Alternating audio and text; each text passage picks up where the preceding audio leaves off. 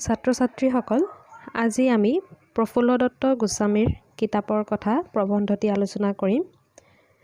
আমি জানো যে কিতাপে আমাক নানা বিষয়ৰ জ্ঞান আহৰণ কৰাত সহায় কৰে।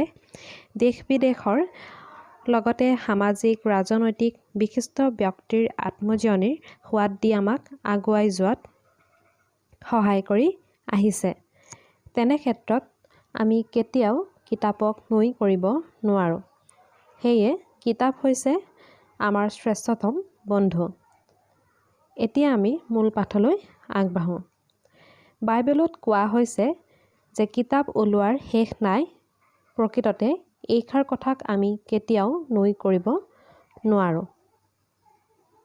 কিয়নো যেতিয়াৰ পৰা কিতাপ ছপা আকাৰত প্ৰকাশ পাই আহিছে, তেতিয়াৰ পৰাই মানৱ সমাজৰ জ্ঞানৰ পৰিসৰ বৃদ্ধি পাই আহিছে আৰু তাৰ লগতে বোধ শক্তি, চিন্তা চৰ্চা কৰাৰ শক্তিও বঢ়া দেখা যায়।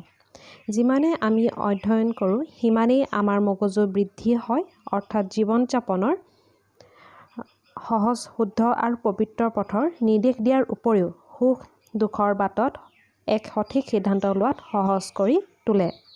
সেয়ে বৰ্তমান সময়তেই হওক বা ভৱিষ্যততেই হওক, আমি কিতাপক আওকাণ কৰি কেতিয়াও জীয়াই থাকিব নোৱাৰোঁ। সেয়ে চহা গাঁৱলীয়া লোকসকলেও কিতাপৰ পৰা জ্ঞানক কেতিয়াও অৱহেলিত কৰা নাই। কিয়নো কিতাপৰ জ্ঞানে তেওঁলোকৰ জীৱনশৈলীতো বহু ধৰণৰ উপকাৰ কৰি আহিছে। কোৱা হয় যে যেতিয়া কিতাপ ছপা আকাৰত প্ৰকাশ হোৱা নাছিল, তেতিয়া টোল অৰ্থাৎ পাঠশালাত গৈ ঋষি-মুনিসকলৰ মুখেৰে যি পাঠদান পাইছিল, সেই পাঠদানৰ সহায়ত শিষ্যসকলে অনেক জ্ঞান লাভ কৰিছিল। কিন্তু সময় পৰিৱৰ্তনশীল। সময়ৰ পৰিৱৰ্তনৰ লগে লগে মানুহৰ চিন্তাধাৰাও পৰিৱৰ্তন ঘটিবলৈ ধৰিলে আৰু ঋষি-মুনিসকলৰ পৰা পোৱা যি জ্ঞানৰ আভাস, তাক কেৱল কণ্ঠৰ মাজতেই আবদ্ধ নাৰাখি কিতাপৰ পাতত আবদ্ধ কৰি যাতে ভৱিষ্যতৰ প্ৰজন্মই সেই জ্ঞানক আঁকোৱালি ল'ব পাৰে, তাৰ চিন্তা কৰি চীন দেশৰ লোকে পোনপ্ৰথমে ছপাখানা আৰু কাগজ আৱিষ্কাৰ কৰে আৰু তেতিয়াৰ পৰাই বৰ্তমান সময়লৈকে বিভিন্ন ধৰণৰ কিতাপ যেনে জীৱনীমূলক গ্ৰন্থ, গল্প, কবিতা, উপন্যাস, আত্মজীৱনী আদি প্ৰকাশ পাই আহিছে। যিমানেই আমি কিতাপ পঢ়িম, সিমানেই আমি বিভিন্ন দিশত লাভান্বিত হ'ব পাৰিম। কিয়নো কিতাপ অধ্যয়নৰ দ্বাৰা আমাৰ চিন্তাধাৰা, দৃষ্টিভংগী বহল হৈ পৰাৰ ফলত মন কেতিয়াও বেয়ালৈ ঢাল নাখায় আৰু সদায় এটা যোগাত্মক দৃষ্টিভংগীৰে আমি জীৱনত আগবাঢ়ি যাব পাৰিম। সেয়ে কোৱা হয় যে প্ৰথমবাৰ কিতাপ এখন লোৱা মানে নতুনকৈ বন্ধু এজনৰ সৈতে চিনাকি হোৱা আৰু দ্বিতীয়বাৰ হাতত লোৱা মানে পুৰণি বন্ধুক লগ পোৱা।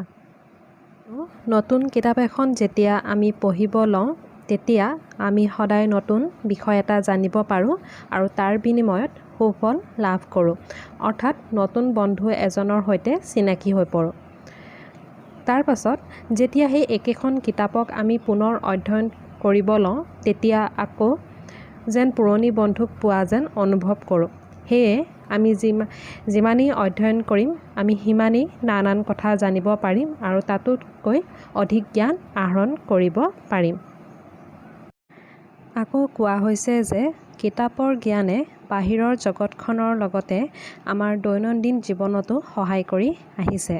বোৱা, কটা, ৰন্ধা-বঢ়া, ঘৰখন সজাই-পৰাই ৰখাৰ পৰা আৰম্ভ কৰি খেতি-বাতিলৈকে আমাক সহায় কৰি আহিছে। যুগ যুগ ধৰি মানুহে লাভ কৰা জ্ঞান, অভিজ্ঞতা, সত্যানুসন্ধান এই সকলোবোৰ কিতাপৰ পাততেই থূপ খাই থাকে বাবেই কিতাপক আমি কেতিয়াও অশ্ৰদ্ধা কৰিব নোৱাৰোঁ।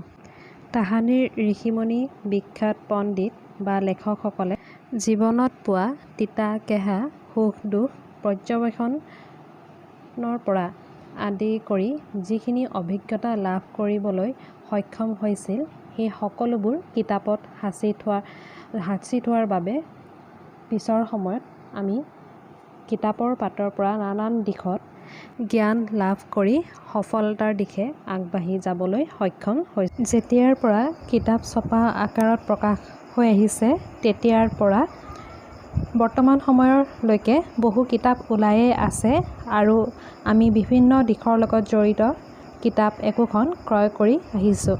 কিন্তু সকলো কিতাপ পঢ়া আমাৰ বাবে কেতিয়াও সম্ভৱ নহয় আৰু পঢ়িব দৰকাৰো নহয়, কিয়নো সময় আৰু বয়স অনুপাতেহে আমি কিছু কিতাপ অধ্যয়ন কৰি আৰু তাৰ পৰা সুফল লাভ কৰিব পাৰোঁ। এই ক্ষেত্ৰত ইংৰাজ দাৰ্শনিক বেকনে কিতাপৰ সন্দৰ্ভত দিয়া কিছু দিহা এনেদৰে দিছিল: কিছুমান কিতাপৰ সোৱাদ ল'ব লাগে আৰু কিছুমান গিলিব আৰু কিছু সংখ্যক চোবাব আৰু হজম কৰিব লাগে। যেতিয়া কোনো বিশিষ্ট ব্যক্তিৰ নতুন কিতাপ এখন প্ৰকাশ পোৱাৰ কথা বাতৰি কাকতত তাৰ কিছু আভাস পোৱাৰ পাছত আমি সেই কিতাপখন ক্ৰয় কৰি আনো আৰু কিতাপখনৰ ভিতৰত কি লিখা আছে তাক উৎসুকতাৰে মেলি তাৰ সোৱাদ লওঁ। আকৌ কেতিয়াবা পৰিৱেশ বা পৰিস্থিতি অনুসৰি আমি কিতাপৰ সোৱাদ ল'ব বিচাৰোঁ। যেনে ডাৱৰীয়া বতৰত কোনো কাম বন নহ'লে আমি বিচনাত পৰি কোনো এখন উপন্যাস মেলি লওঁ আৰু একে বহাতে উপন্যাস পঢ়ি শেষ কৰোঁ। কিন্তু যেতিয়া উপন্যাসখনৰ কথা কোনোবাই দুই এটা প্ৰশ্ন কৰে তেতিয়া আমি তাৰ সঠিক উত্তৰ দিব নোৱাৰি চালে বেৰে কোবোৱা উত্তৰ দিব চেষ্টা কৰোঁ। এয়ে হৈছে কিতাপ একোখন গিলি থোৱা। আনহাতে কেতিয়াবা বজাৰলৈ ওলাই গ'লে কোনো এখন দোকানত হেলেন কেলাৰৰ আত্মজীৱনী দেখি কিনি আনি প্ৰথমে ওপৰে ওপৰে চকু ফুৰাই চালোঁ, কিন্তু তাৰ মাজতো মাজে মাজে দুই এটা কথা চকু ফুৰাই গ'লোঁ। হঠাৎ হেলেন কেলাৰৰ এষাৰি কথা হৃদয়ংগম কৰি তাৰ সাৰমৰ্ম বুজিবলৈ চেষ্টা কৰিলোঁ। এয়ে হৈছে কিতাপ এখন চোবাই পাগুলিয়াই হজম কৰা। তেনেহ'লে ছাত্ৰ ছাত্ৰীসকল, আমি বুজিলোঁ যে কিতাপৰ পৰা পোৱা জ্ঞানক আমি কেতিয়াও অশ্ৰদ্ধা কৰিব নোৱাৰোঁ, কিয়নো কিতাপে বিলোৱা যি জ্ঞান সেই জ্ঞানৰ পোহৰত মানুহৰ জীৱন জ্যোতিময় হৈ পৰে। সেয়ে হেলেন কেলাৰে দৃষ্টিশক্তি আৰু শ্ৰৱণ শক্তি কেঁচুৱা অৱস্থাতে হেৰুওৱাৰ পাছতো নিজৰ একাগ্ৰতাৰ বলত তেওঁলোকৰ বাবে বিশেষকৈ সজা কিতাপ অধ্যয়ন কৰি তেওঁ নিজৰ কলম আগুৱাই নিবলৈ সক্ষম হৈছিল। ছাত্ৰীসকল, আজিলৈ আমি ইমানখিনিলৈকে আলোচনা কৰিলোঁ। পাছৰখিনি পৰৱৰ্তী সময়ত আলোচনা কৰিম।